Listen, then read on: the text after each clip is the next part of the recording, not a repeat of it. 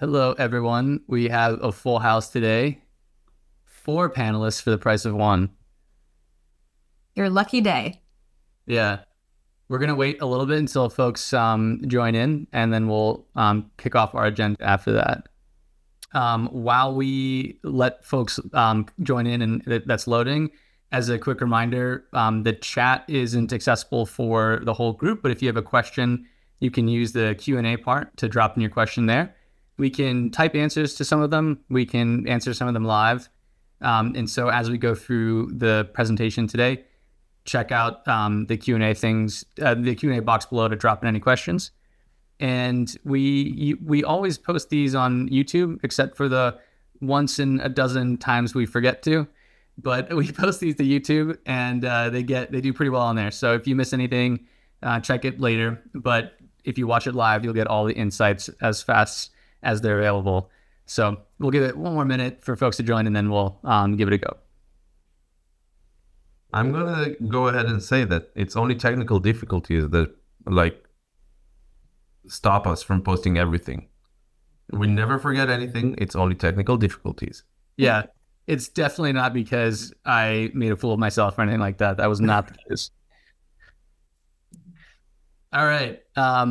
Since 99% of our audience is usually on YouTube anyways, we'll kick this off and get started. First, we want to do a little bit of introductions for the crew watching, since there are some new faces in the mix. LTX is growing. My name is Corbett Drummy. I'll be one of the hosts today, but I want to introduce some of my teammates. We'll start with Medics here. Asaf, do you want to tell us who you are and what you do?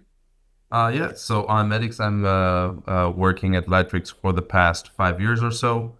And I've been with LTX Studio from the get-go, trying to understand what our users want and really try to get their feedback and incorporate that into the product itself. Maddie? Hi, guys. You may have seen me before. I'm Maddie. I'm the brand communications lead for LTX Studio. Happy to be here today. And finally, we want to introduce Alasia, who is new to the team, about 11 days in, I think. 11 days. It feels like 11 months in the best way possible. Like he said, I'm Alasia, community manager here at LTX Studio. I have spent the last 9 years helping creators build communities that feel as engaging and meaningful as possible, whether that be online communities, live events, somewhere in between. And I'm super excited to help shape this community with you all. So yeah, excited for the future. And we can use the work. The Discord channel is growing. Yes. Users are growing. So we're very happy to have the help there. So for today, we've got a really fun agenda for everyone. We'll go through it live. You can check out the recap on YouTube. But we want to introduce a bunch of new things in the product. As a side note, before diving into that, I just think it's amazing that we do these every month, but we always have something fun to talk about. So shout out to the product and engineering teams at LTX and LTX Studio. What we'll go through today is some architecture changes. So we mentioned projects before, but we've changed how the default UX and UI is laid out in the platform. And this makes it easier to collaborate with people, to house your projects. But the bigger changes I feel like have been in the gen space, where we've added totally new image generation models like Nano Banana, which we'll talk about. I know everyone's excited for that. And we'll dive in to a new release, brand new as of today, in the narration and text-to-speech world. So we've gotten a lot of community feedback from that. And I think we've put in something really fun that allows for a lot of customizations, which I've already fallen in love with just in the time I was able to demo it on the dev tool before it launched. So we're excited to show all of those, and we'll go through a bunch of miscellaneous tips and tricks. Medics had showed us that you can prompt with emojis for Nano Banana. I'm still learning things too. So we'll try to pepper those in where we can. But for now, I'm going to start with a project I was poking around in. Let me share my screen. And I'm going to share it with audio so that you guys can hear all of our new developments on that front. So let me share this. All right, so cool. A lot of this will look familiar, but I wanted to call out some of the new project architecture. And from one of the most important parts about this is that when you now create a project, so I popped open this project, for example, and I'll run through it. But when you create a project and you have a gen space, this gen space is shared with your other teammates and collaborators. And that's important because previously you might have noticed that if you had a gen space here, you have lots of fun work, but it was device specific. And so you might log into a different computer, a different session, and you wouldn't have any of your generations. So now they're tied to the projects, which I think is really helpful. But furthermore, we've really changed like how these things interoperate. So having a gen space, for example, linked with a timeline has made it really easy to take assets like this and then edit it back in the gen space and like pop back and forth. So I think the project architecture has made it better from a holistic point of view for sharing things and collaborating, but just you'll notice it on a day-to-day basis when you're working in it. You lose less work, you keep more of your context, you can flip between the parts of the platform more often. And so I really think you'll like that part. Yeah, anything you guys want to say about the architecture before I dive into the gen space, the new models? No? Yeah, that one's probably the simplest part. Okay, so this is the exciting part. We introduced some new models here. You'll notice two, so I'll zoom in a little bit. But down here, we had previously used FLUX context, and that from past webinars, you saw that you can really easily take reference images and just use your words to change the output. What we've added here is a new model from the same company, Black Forest Labs, called FLUX Premium, and also Nano Banana, which has been taking the internet by storm, powered by Gemini 2.5. I would really suggest trying the same prompt with each of these. Nano Banana is almost like twice the tokens of FLUX Premium, but I find it so reliable that I found myself going to that more and more. And so keep an eye on like your usage, which we can show you a reminder where it's at, and a peek and a roadmap and how we're going to make that more visible. But I would use the same prompt and just easily flip between them. So I'll run through a project I'm working on and show you what my next step would be in that project, and we'll go through each of these models to show you a bit of an example. But as another reminder, when you use these, keep an eye on the tabs on the bottom, what your settings are here. And as a reminder for everything, whether you're in video or image, these settings are really sticky. And so if you click on, even if you switch between models, it'll be remembered and stay there. And so, if your sound is on in this generation, when you go to generate something else, it'll stay there. So if you're not getting what you want, just take a second peek at the settings at the bottom so that you're sure you have what you're really going for there. All right. So normally I kind of start project from scratch, but today I was playing around with something. I have no idea what led me to do it because it's not even a great idea, but we're gonna do it. So I heard some like David Attenborough narration of like wildlife, and I love just these new voiceovers that we'll get into. And the British nature documentary voice is just so good that I wanted to make a documentary about this guy Matthew that just isn't really good at scouring for food himself, and he's just going to order it. Maybe it's like an ad for Uber Eats or Deliveroo or something. So I'll play partway through the project and then talk through my flow of this creating these things, and then we can test out some of the new models together. Let me know if you can't hear the sound. It should play through. Here we see an adult male Matthew grazing while watching his daily entertainment. It's a beautiful day outside, isn't it? You should come take a look. The outside habitat is bustling. This tends to frighten the adult Matthew. It's terribly noisy. David emerges from his den to take a look outside. He doesn't like what he sees. There will be no outside contact today. But there's a problem. His food sources are depleted. But modern Matthews have adapted evolutionarily and have found new ways to source their food. So I would probably now have him go like order some food, have a delivery person come to the door, maybe have Matthew too scared to answer the door because he's just sheltering. And so, I'd continue to build the project. But before we go into some of the new generations to finish out this project, first off, this is just about an hour of work, not a masterpiece. I just wanted to highlight some new features. But you'll notice I used Voiceover, and then I also had the video itself speak. I was layering some different audio tracks. But in some of these, like when the narrator, the character himself speaks, I actually just used Google VO3 with that. So this part. It's a beautiful day outside, isn't it? And then for The narration, that's the new features we'll talk about, which is using a custom voice I made. So we'll go through all of this, and we'll start with the image generation, showing the kind of initial art direction and flipping between models. And then towards the end, we'll just make a few new scenes together just so you can see how I would continue this. And again, as a shout out to folks, if you have any questions as we go through this, please just drop them in the Q&A and we can address them and talk through any specific things that you want to cover. Cool. So Madeline gave me a great tip, which is when I was in this, my gen space in the project in the first place, she had pointed out I had a bad habit of not naming my sessions. And I want to start out with this, which is like, we had made this a few weeks ago, maybe a month or two ago, but we made it easier to group and manage your generations. So when you are doing this, if you start a new generation session, you can name it. So for example, I don't think there's anything in this one. Yeah. So if I click into this one, I made a scene with him just ordering food. It's not super visible, but if you just click on the top here, you can change this and that will change the session name. And so when you do make a new session, that will basically mean that you can see it over here and then kind of more easily bucket the things that you're generating. So there's nothing in this one. I'm just going to delete it. Okay, so I'll show you my first series of sprawling generations before I named it, so you can see where I started out.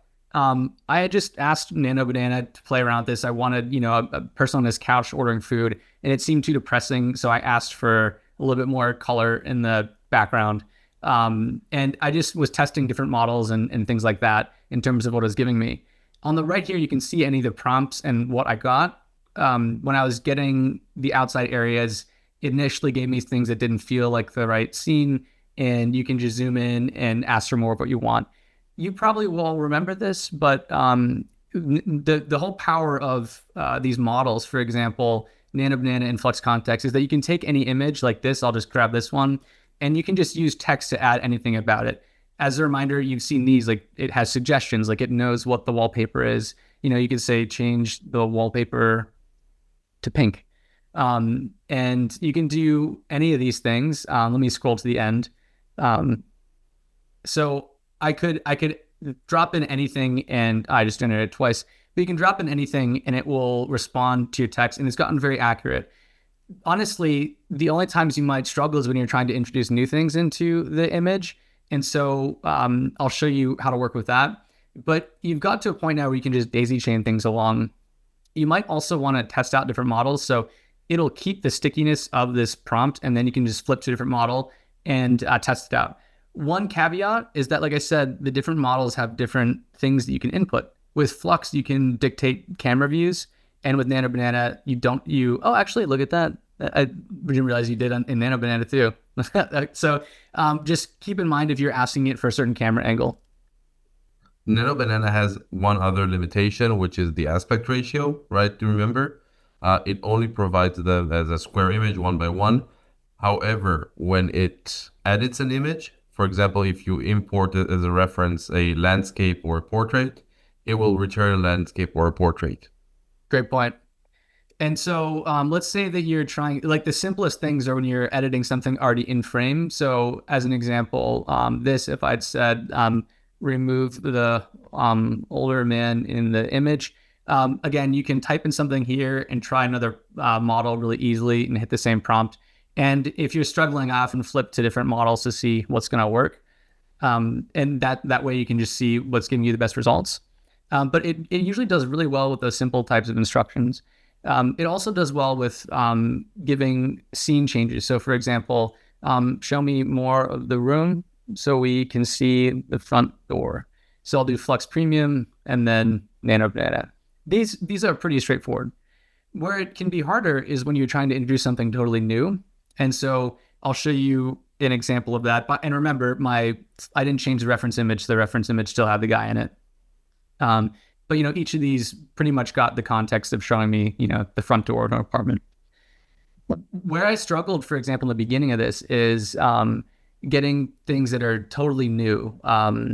And it can be hard in certain things, like when I had to get both characters sitting out in the balcony, it struggled in a funny way with that. And that one I flipped through different models a lot. But let's just do an example of that. So let's go back to one of my images here. and I'll say, I'll walk you through how I might do it. So if I didn't have it before, I'd say, show me more of the room so we can see the front door. And then I might take the front door image and say, show me a food delivery person, arriving at the other side of the door. And so changing scenery completely can be a little harder. I'll give one example there. So let's say this is the door. I can say a hallway leading to the apartment. So I might struggle a bit with this since it's so outside of it, but you can play around with the prompts and just use this to kind of get the next keyframe for each of your shots. Next, I'll make a character for the delivery drivers, but so not bad, but you can say like,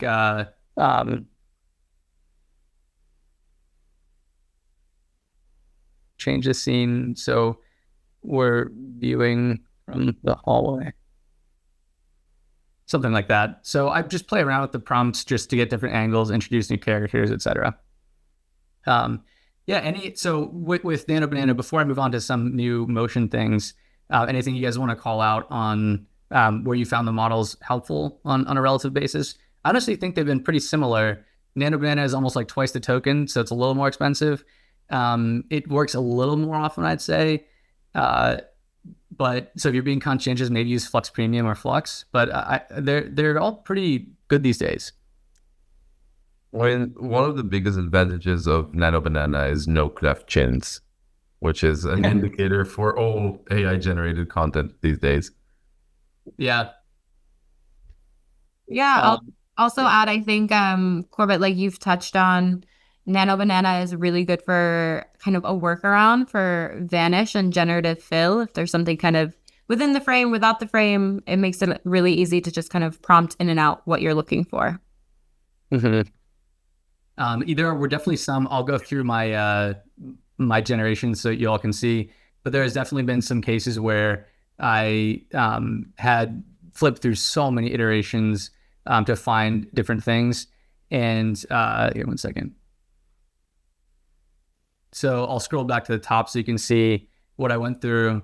When I first was generating this, I was making different video photos and I tried to put a David Attenborough type character in there. I just took a screenshot of them and dropped them in.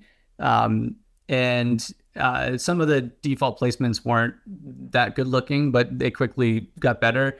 And generating new scenery for what would be outside of the apartment. So I just wrote a bustling street below an apartment building, and then found some scenery I liked, but it took a little bit of time. And then finally, when I found it, I said, give me this one, but in daytime. And that was these prompts here. So I got my outside scenery. And then when I tried to put these guys in the apartment on the balcony outside, it had definitely some predictable failures here, but then started to get it. Like, I don't know what this is, for example, but it started to get it. Like, I put David Attenborough outside here, for example. So there's definitely some failure cases, but in general, when I was testing the different models and flipping between them, I'd get a couple of hits. It wouldn't take too much time. Like here, I tried to get David Attenborough to open the shades, and with just a few generations, I got a good shot there. And remember, when you get any one of these, you can easily translate it to a video. So here, I could say, have the older man in the shot open the blinds, and you can generate a video for it.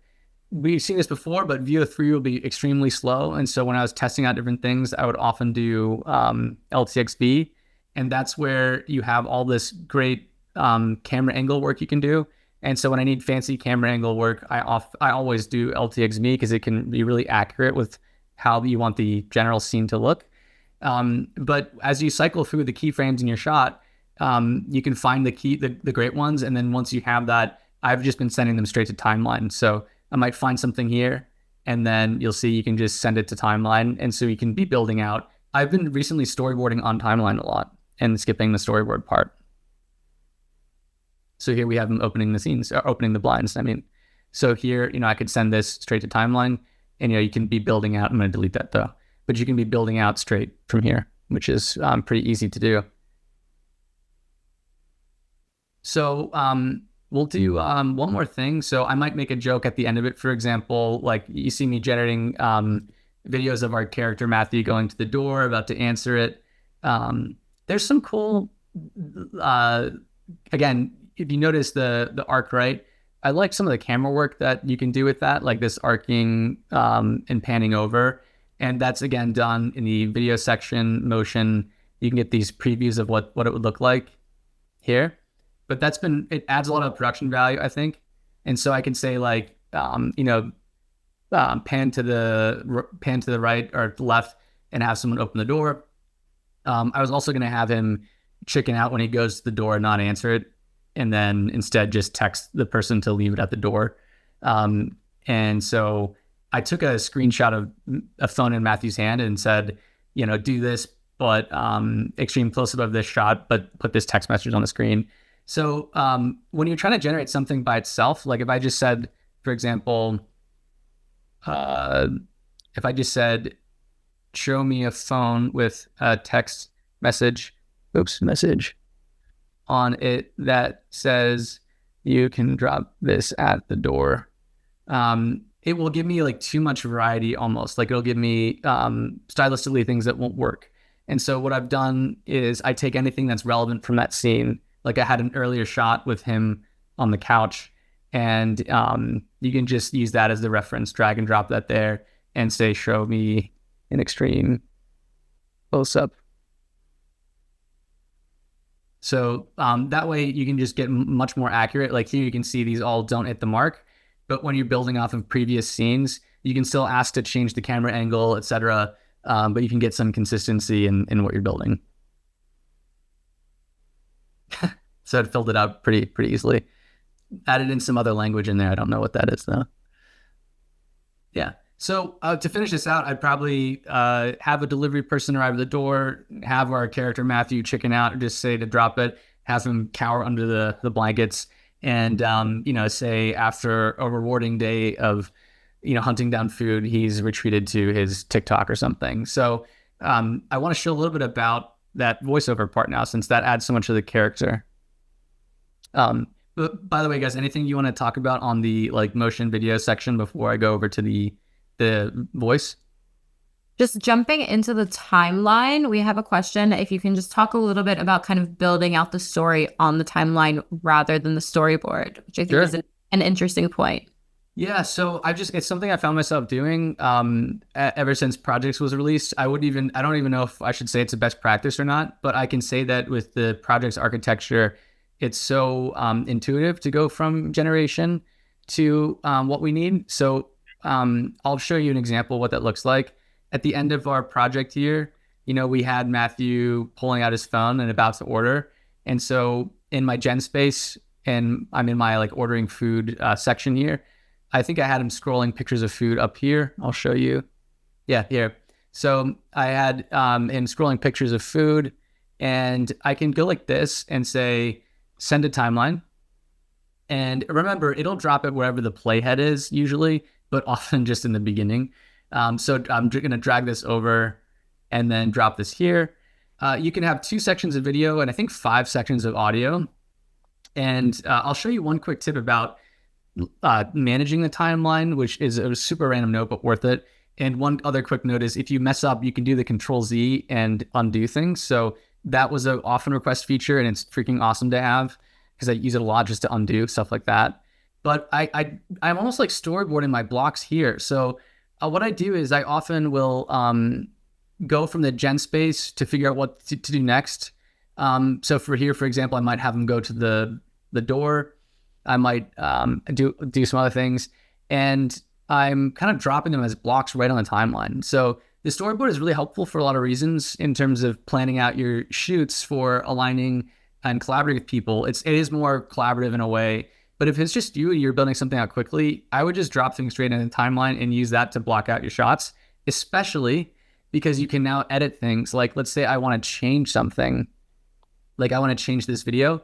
You can go click this and edit back in gen space, pick another clip and just say, okay, if it's this one, I'm going to apply this to that clip and apply changes. And that way I've changed the clip here, and it's all done like pretty intuitively, and it keeps them connected, which I think is so helpful. So let's do this again. As a hack, you can say use parameters and kind of do this shot again. And I can say, show him scrolling through pictures of food. And then maybe I'm going to have a joke about how with his really hard 2 minutes of work ordering food, he now is enjoying 20 minutes of TikTok. So I can say, show him scrolling through videos of wildlife on TikTok or Instagram or something. Oops, I misspelled Instagram. Or just short form videos. As you can see here, I typed through a few different versions on LTX Studio really quickly and dropped them all here. They'll load pretty fast. The VO3 one at the bottom will load in like a minute or two. But yeah, this is where I've been kind of getting my key images and then translating, then creating motion with them. So once I have this, for example, I can say create video and say show the message.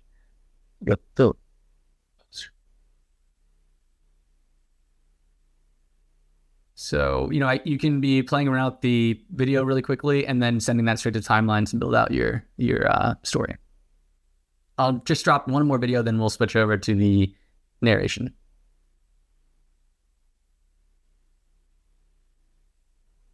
I always get my videos like 80% okay and never good enough to post. So these YouTube webinars are the only time you'll ever see anything I create. I'm not a creator. I'm like a lurker. I make stuff and I never post it. So your creativity, like even if you look at the previous webinar with the astronaut, like I like that one. I got to finish them. Maybe we'll have a study hall where we can all finish our projects together and keep ourselves accountable as a community. We'll do it on Discord. I'll set up a meeting just for you to sit and work on it. Yeah. I like to do things 80% and then just abandon them forever. But it is fun. Side note, I did open that Cosmo project and I was playing around with it because sometimes things that are pretty hard to do with future iterations of the product become easier. I'll show you a quick example after this. We'll go back to that. But so here, when I'm going to have a joke that he's on TikTok, ironically browsing wildlife clips with the David Attenborough narration, you know, I can drop this in as well. So here's, you know, I'm storyboarding out these things. I'm going to undo that. Okay. So let's say that's, let's say that we want to have a new narration. So we're going to say, you know, but modern Matthews have adapted evolutionarily, and we can say like, you know, he downloaded the Deliveroo app or something, and so let's experiment with the new dialogue here. So on the left, you'll have your assets here. Everything, you know, it's a little small, but the cool thing is they autoplay, and everything you've made here will show up here, so you can drag and drop. So I could take these and drag and drop right here. So that's this one here. This is for sound effects and soundtracks. So I have a soundtrack here, which I've lowered the volume on, just like a nature documentary soundtrack. I have a sound effect here, but you can also use VO3 LTXB for sound effects. It works really well. The only time I use sound effects is when I want it through multiple clips. But if you want it in one clip, honestly, it works best just to generate it in the actual video itself. And the way you do that is just through this part right here, the on-off for sound. Then going back to the sound here, the new one is voiceover. So previously we had some voices, but we now have 30 new voices here, and they have some nice descriptions on them, and you can play them to check them out. It's easy. Let me show you how. It'll feel like a breeze. But honestly, the only thing I've been using is the custom voices. So try this. You can make a custom voice, and I'll just say like French person, and you can pick a base voice if you want, but you can describe what you're doing. I could say like, you know, sophisticated French narrator. I can't spell when people are watching. Okay. So it'll suggest things like children's story time is interesting. Inner monologue's funny. So you can combine them. Corporate narrator be funny. Loud personality. But you can type in something, you can click one of these, shuffle it, or type in something. I didn't mean to do that actually. French narrator. So let's make a bass voice. Relax. That's not a This French voice. moment's Oops, whatever. So you can pick a base voice. The preview text is not what you'll be generating. That's literally just a preview. It won't save it. So just say like, hello, I am very French. And here, it'll take a second. Hello, I am very French. It's almost Italian, to be honest. I might pick a different bass voice or something like, and so you can play around with your keywords here. So you generate a custom voice and it'll save this voice in the parameters. Hello, I am very French. That's more French. Okay, let's pick this. And here, the fun thing is you can add emotions. And as Medix pointed out, you can even add emojis to these video and prompts and everything. But you use the brackets like adverbs or pauses and breaks, and you can change the accent with those too. You could say like in an English accent, but I could say, I am so French, I have croissants for breakfast, lunch, and dinner. I don't know why I'm picking French people. I have a little bit of French heritage, so it's I don't know why. I'm also Irish, so maybe I'll pick on Irish people next. Here we go. I am so French, I have croissants for breakfast, lunch, and dinner. Great. And so you can add the emotions here. Like you can say, how would I have an emotion with this? Excited, I don't know. So you notice that the color changes. So it's a little delicate there. It's a nice little UX touch, but the pauses, you could do something like this. And these are kind of like working variables in the prompt. So try out, you can really make anything. They're not like presets. Maybe let's do angrily. I kind of like that one, angrily. Let's try that. And the clips pop in here, and then you can drag and drop them to your project. So at a risk of going schizophrenic with our project, if we click the plus here, it'll go to the playhead. So wherever this is set, and it'll play. I am so French, I have croissants for breakfast. We've lost the plot though. This I'm gonna delete that. And if you click on an old generation, for example, this one, or actually, let me just play this one first. I am so French. I have croissants for breakfast, lunch, and dinner. It's a little angry, but it's hard to be angry when you're talking about croissants. So, but when you have something like this, for example, you can do use parameters, and that will use the parameters that you put in for that. And so you can easily edit this text. Like if I wanted to say, okay, I want to get rid of the word but at the beginning of this, I can just delete that and redo my generation that way.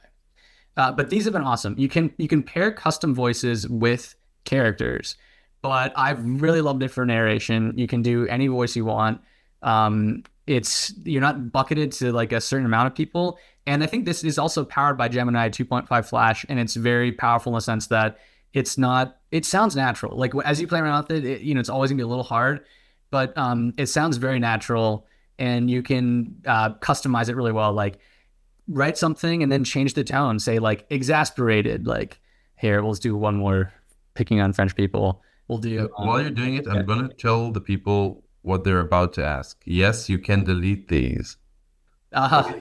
There are assets that you still cannot delete. We are working on this, but these can be deleted if you click on the three dots on the left-hand side of the play button, and then you have delete.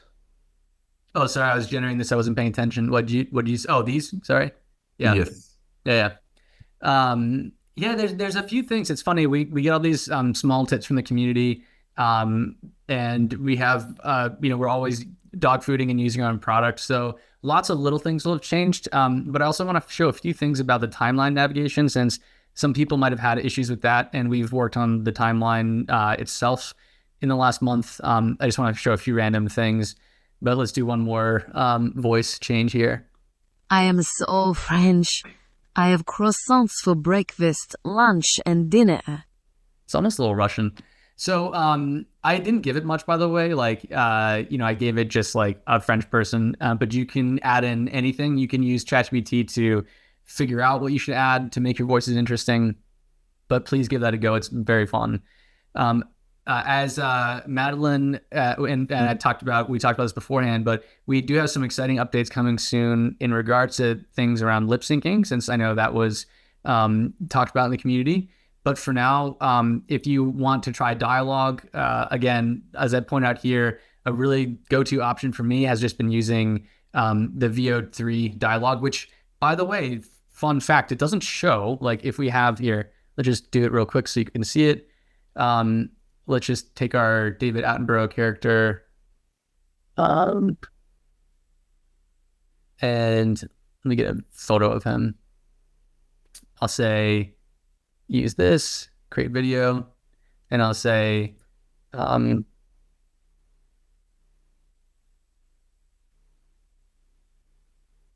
so if I type in this in video and I have VO3, it doesn't say that there's audio, but there's audio by default. You can turn it on and off when you generate it. But if I generate this, let me do VO3 fast also, just because this would be pretty slow. I want to point out, like, it has audio here, you can see, but since it's just not a toggle, I think you can toggle on and off, but you can turn it on and off in the timeline. And so we'll check that out. And lastly, about toggling sound on and off, you can see these here. Like I can toggle this. This was a clip where I can turn that on and off. But keep an eye on this thing, because lots of times people will be playing something and nothing will play, like this, and nothing's playing. And it's just this sticky sound. While watching his daily entertainment. And there's a few things you can do that will turn that on and off, like when you're adding things and stuff. So you could have it on, and that one is like, most of our settings are really sticky. That's one where it might pop back on for you. So keep an eye on that one. Let's go back to our gen space as these load. VO3 does take a long time, so heads up there. But I do think it has really good audio for dialogue. Watch, they'll mess this up somehow on this experiment.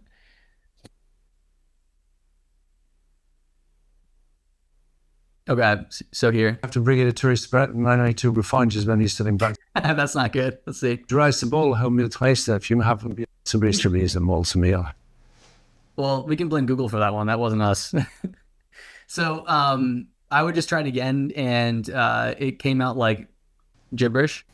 Hello, my name is David. Dreiße Ball, how mil Treister, if you have Oh, the clip is too long. Okay. So I have found this out, by the way. But my name is David. That. Dreiße Ball, how... Okay, so that has happened before, and I'll show you what I did. So just take this send a timeline, and again, let me move this over just in some clear space. Just shrink the clip, because VO3 generates in 8-second clips. Everything else, you can change the time. So here, we would just do... Wait, let me delete this French thing again. There. Hello, my name is David. And then, shrink the clip to where the gibberish stops. So that's really easy to handle. But I have found that VO3 will fill in dialogue with like vaguely like Eastern European sounding nonsense. I don't know why it does that. So yeah, keep an eye out. But you can easily shrink the clip, and you can do it in either direction. You can trim the clips in either direction too.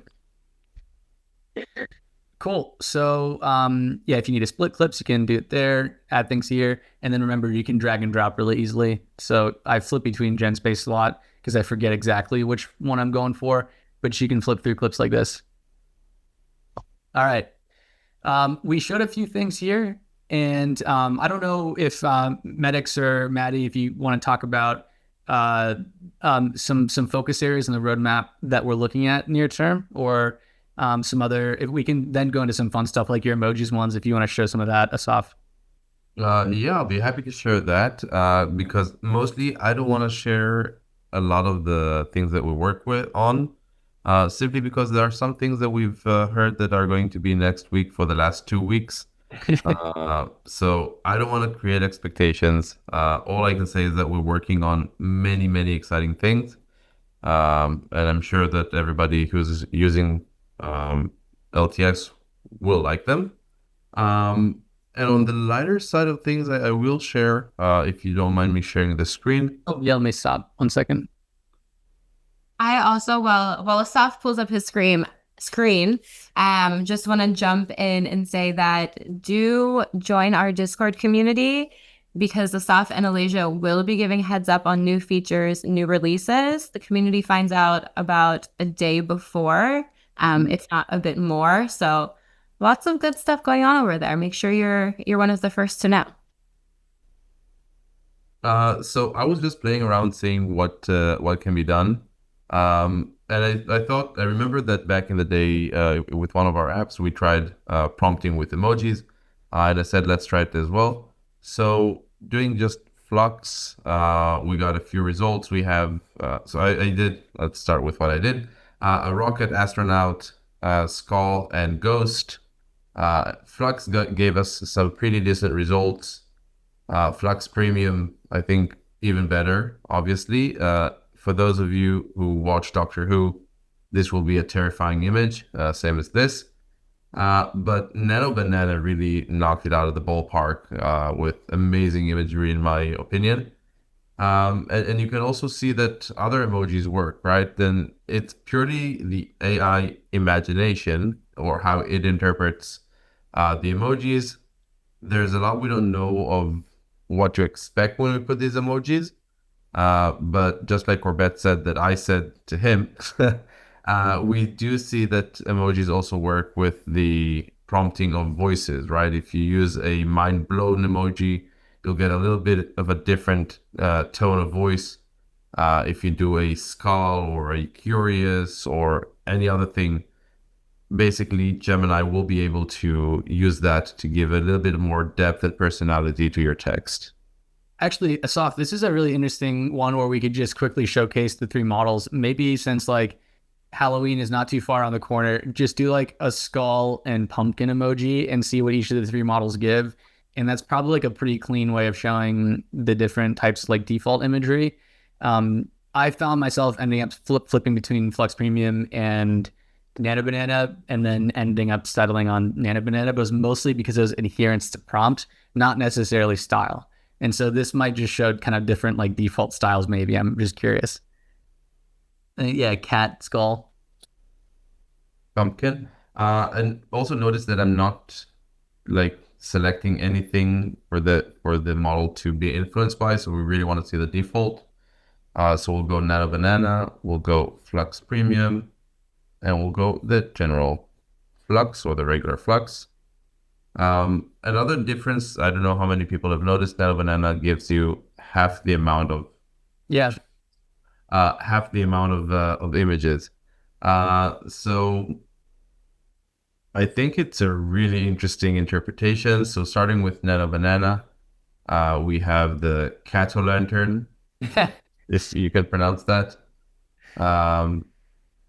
Interesting by Flux Premium. Scary as well. And Flux, which is a little bit, I think, more kid-friendly. I feel like, though, that gives a sense of like Flux Premium sometimes does more cinematic stuff. Nano Banana has been awesome with like context.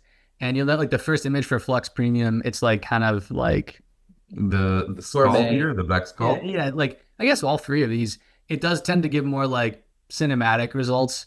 And then Nano Banana is just really great with context. I mean, they're all context models, but it just gets better and better every new one that comes out. But I do like that interpretation of combining all three emojis with the Cato Lantern. That was pretty clever. Yeah. Except for this one, which is terrifying. But yeah, I mean, it's a fun thing to play around with, even if you have like an idea for a scene or a shot, or just sort of a lot more spitballing and brainstorming was the word my brain was not braining right now. Maybe I can finally go to all those really weird emojis that no one knows what they are and just have it imagine me, like tell me through images what the heck this is. Like there are some weird ones. Yeah, absolutely. Well, that's there's a lot to go through, but we wanted to show through the project architectures, the new gen space, all the stuff with voice and the couple of tweaks made in the gen space. But for now, hopefully you saw a quick example how we could stitch these together. I promise I'll take Cosmo, my last project from the last webinar, and then this one, and actually finish them. We'll post them on Discord, and I'll give you all the links so if you want to copy, make your own version. And then maybe we'll get, Uber Eats or Grubhub or someone to pay us to make a commercial out of this scene, and we'll all be rich. So this was not sponsored by Uber Eats or DoorDash, and it's all fair use. So that's just disclaimer. All right. So we try to make it through everything in not too much time. But please also drop notes in Discord for what you want us to focus on for the next webinar. We're constantly also listening and learning. And as Madeline said, we are very frequently giving a day or two heads up on new features in that channel. So sign up there. You can talk to Alasia in the channel, say hi, and we will all see you on the internet. So thank you very much for the time and attention today, and we'll see you at the next one. And before we wrap up, I just want to make sure that we give enough time for Maddie to answer the final question. Yes, thank you. 2 quick notes on that. Next tips and tricks sessions, we'll go all over into lip sync, the new functionality that is coming there very soon. So yeah, stay tuned. We'll be back on your screens shortly. Awesome.